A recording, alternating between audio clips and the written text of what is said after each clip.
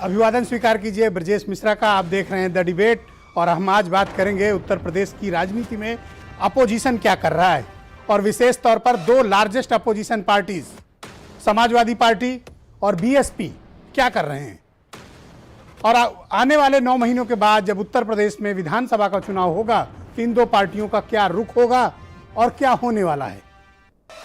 आज की डिबेट इसलिए आयोजित की गई है क्योंकि आज बहुत लंबे समय के बाद बहुजन समाज पार्टी की चीफ मायावती ने एक बड़ी प्रेस कॉन्फ्रेंस की और खुले तौर पर उन्होंने पत्रकारों के समक्ष, हालांकि वो पत्रकारों के सवाल लेती नहीं है, पर आज उन्होंने पत्रकारों से जानबूझकर सवाल लिया। तो सवाल भी किया गया मीडिया की तरफ से कि क्या आप किसी दल के साथ मिलकर चुनाव लड़ेंगी। मायावती ने दो टूक शब्दों में कहा नहीं, क्योंकि गठबंधन का उनका अनुभव ठीक नहीं है। उनके वोट तो ट्रांसफरेबल हैं, लेकिन जिनके साथ हो जाती है उनके वोट उन्हें नहीं मिलते। लेकिन बहन जी ने यह नहीं बताया कि उनको 10 मेंबर ऑफ पार्लियामेंट कैसे मिल गए। तो अगला सवाल किया पत्रकारों ने मायावती से कि क्या किन्हीं दलों के लिए जिनसे आपकी समझौता होने की उम्मीद जताई जा रही है, बातें चल रही हैं, क्या उनके साथ या उनके लिए कुछ सीटें आप छोड़ेंगी। मायावती ने उससे भी इनकार किया और कहा सभी विधानसभा सीटों पर बहुजन समाज पार्टी अपने कैंडिडेट उतारेगी। इसके पहले अखिलेश यादव जो लार्जेस्ट अपोजिशन है उत्तर प्रदेश के, समाजवादी पार्टी का कहना है कि वो छोटे दलों के साथ समझौते में जाएगी, किसी बड़े दल के साथ वो गठबंधन नहीं करेगी। यानी no BSP, no Congress, no Aam Aadmi party. तो फिर कौन है छोटे दल जिनके साथ वो सुखी हैं या जाना चाहते हैं। जैसे अपना दल बीजेपी के साथ है, उसी तरह राष्ट्रीय लोकदल समाजवादी पार्टी के साथ है। बहुजन समाज पार्टी अभी अकेले है, लेकिन इन दिनों एक मोर्चा बना है। ओम प्रकाश राजभर, बाबू सिंह कुशवाहा, असदुद्दीन ओवैसी, इनका एक अलायंस बना है, संयुक्त मोर्चा। और ये कल बलरामपुर में इन्होंने एक रैली भी की, इसके पहले आजमगढ़ में भी शक्ति प्रदर्शन किया था। ऐसी उम्मीद जताई जा रही है कि यह संयुक्त मोर्चा बीएसपी और समाजवादी पार्टी दोनों से निगोशिएट कर रहा है, दोनों से मोलभाव कर रहा है, किसके से यहां ज्यादा उसको मिलने की उम्मीद है। जैसा कि राजनीतिक विशेषज्ञों का मत है और जिस प्रकार की हवाएं बह रही हैं उत्तर प्रदेश में, उससे लगता है कि यह मोर्चा बीएसपी के ज्यादा निकट है। डील होती है नहीं होती है एक अलग बात है, लेकिन यह मोर्चा मायावती के नजदीक है। लेकिन इस मोर्चा की हसरतों को आज मायावती ने चकनाचूर कर दिया, यह कह के कि वो एक भी सीट किसी के लिए नहीं छोड़ेंगी। यानी अब तक की जितनी भी डिप्लोमेटिक बैक चैनल बात थी वो सब खारिज। आज की डेट में मायावती अकेले खड़ी हैं। तो अकेली मायावती का उत्तर प्रदेश की राजनीति में कितनी रेलिवेंसी है, हमें इस पर खुलकर बात करनी चाहिए।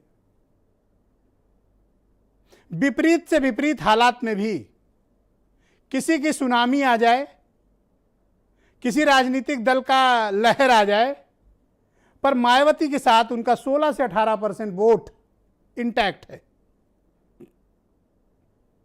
भले ही कितने चुनाव मायावती बुरी तरह से हार गई हों, लेकिन 18% का वोट उनका सुरक्षित रहता है। यह 18% सीटों में भले न कन्वर्ट हो पाए, लेकिन वोट ये हाथी पे ही पड़ता है, इसमें कोई दो राय नहीं है और यह फैक्ट है। 2012 में सत्ता से बेदखल होने के बाद जितने भी चुनाव हुए, बहुजन समाज पार्टी को बहुत बुरी तरह से नुकसान हुआ सीटों का। कभी 28% वोट शेयर वाली पार्टी आज 16 से 18% के बीच रहती। तो अकेले मायावती क्या उत्तर प्रदेश में कोई करिश्मा कर पाएंगी। सोशल इंजीनियरिंग जो 2007 में करिश्माई प्रदर्शन उन्होंने किया था, क्या उसका कोई स्कोप है इस वक्त, या मायावती प्रयासरत भी हैं उस तरफ।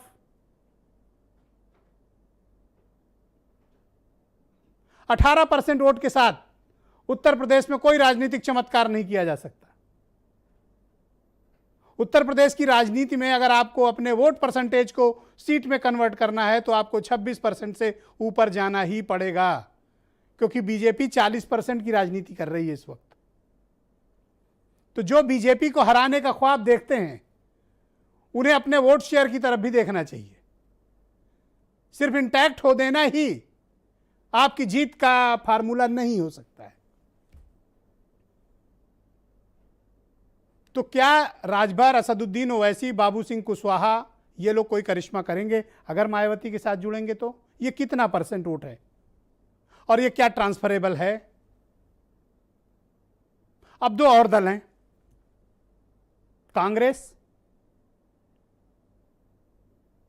जो अभी भी संशय की स्थिति में है। अभी भी कांग्रेस उत्तर प्रदेश में खुलकर लड़ाई नहीं लड़ रही है, और आम आदमी पार्टी जो जरूरत से ज्यादा खुलकर लड़ाई लड़ रही है, जिन्हें अपने संगठन को उत्तर प्रदेश में मजबूत करना सबसे बड़ी चुनौती होगी। उत्तर प्रदेश कोई दिल्ली नहीं है और उत्तर प्रदेश पंजाब भी नहीं है। उत्तर प्रदेश पॉलिटिकली बहुत ही कॉम्प्लिकेटेड स्टेट है। समाजवादी पार्टी ने इन दिनों एक नया प्रयोग किया है। कासगंज में अखिलेश यादव ने महान दल के साथ समझौता किया है। हालांकि यह समझौता सार्वजनिक नहीं किया गया, लेकिन महान दल की आयोजित एक रैली में अखिलेश यादव कासगंज गए थे। केशव देव मौर्य बदायूं कासगंज एटा की पट्टी के बहुत ही पॉपुलर लीडर हैं और उन्होंने अपना दल बनाया है जिसका नाम है महान दल। 4 जिलों में ये बहुत मायने रखता है, ये पार्टी, ये संगठन, और इनका ठीक ठाक वोट बैंक है और उस पर उनकी अपनी पकड़ है। तो अखिलेश यादव इस तरह के छोटे छोटे दलों पर फोकस कर रहे हैं जो उनके नेतृत्व को स्वीकारे और उनके झंडे के नीचे रहे और उनकी विचारधारा के साथ खड़ा हो। क्या यह प्रयोग सफल होगा? तो भारतीय जनता पार्टी क्या कर रही है? क्या राजभर को वापस पटा पाएगी? अब नहीं लगता है। और अपना दल का क्या भविष्य है? अपना दल की मजबूरी है कि भारतीय जनता पार्टी के साथ रहे, क्योंकि अपना दल अगर अकेला छूटा तो शिकार हो जाएगा। अपना दल के पास अब चॉइस नहीं है। जो बीजेपी दे उसको चुपचाप कबूल कर लेना उनकी राजनीतिक मजबूरी है। उनके पास कुछ नहीं बचा है सिवाय इस बात के कि बीजेपी के पीछे खड़े रहे, क्योंकि बीजेपी के दम पर ही वो कुछ जीतने की स्थिति में है। अगर अकेले जाते हैं तो उनके लिए राजनीतिक फैसला बहुत ज्यादा जोखिम भरा होगा। अब सिर्फ 9 महीने बचे हैं, इसलिए हर एक चाल नजर रखी जानी चाहिए। कौन क्या कर रहा है, कौन किससे मिल रहा है, कौन किससे बातें कर रहा है, प्रेस कॉन्फ्रेंस में क्या कह रहा है और पर्दे के पीछे क्या बात कर रहा है, यह बेहद महत्वपूर्ण होगा। यह उत्तर प्रदेश है, यहां आप जो सामने कह रहे होते हैं दरअसल पीछे वो नहीं हो रहा होता है, और जो नहीं हो रहा होता है आप वो ऐसा कर रहे होते हैं। इसलिए अभी किसी की बात पर आपको यकीन करने की बहुत गंभीरता से आवश्यकता नहीं है, क्योंकि परिदृश्य आपको हर घंटे बदलते नजर आएंगे। तो अभी का क्या परिदृश्य है, हम उस पर आज चर्चा करेंगे। कुछ बयान सुने आप। उत्तर प्रदेश में बीएसपी अकेले अपने बलबूते पर यूपी में 403 विधानसभा की सीटें हैं, सभी सीटों पर अकेले अपने बलबूते पर चुनाव लड़ेगी। किसी के लिए भी एक सीट नहीं छोड़ेगी और किसी भी प्रकार को कोई गठबंधन नहीं करेगी। छोटे दलों के साथ लगातार समाजवादी पार्टी का गठबंधन रहेगा। छोटे दलों को साथ लेकर के आने वाले विधानसभा का चुनाव समाजवादी पार्टी लड़ेगी। लोकतंत्र में सबको चुनाव लड़ने का हक है और चुनाव में हम स्वागत करते हैं सभी दलों का जो लोग चुनाव लड़ना चाहते हैं।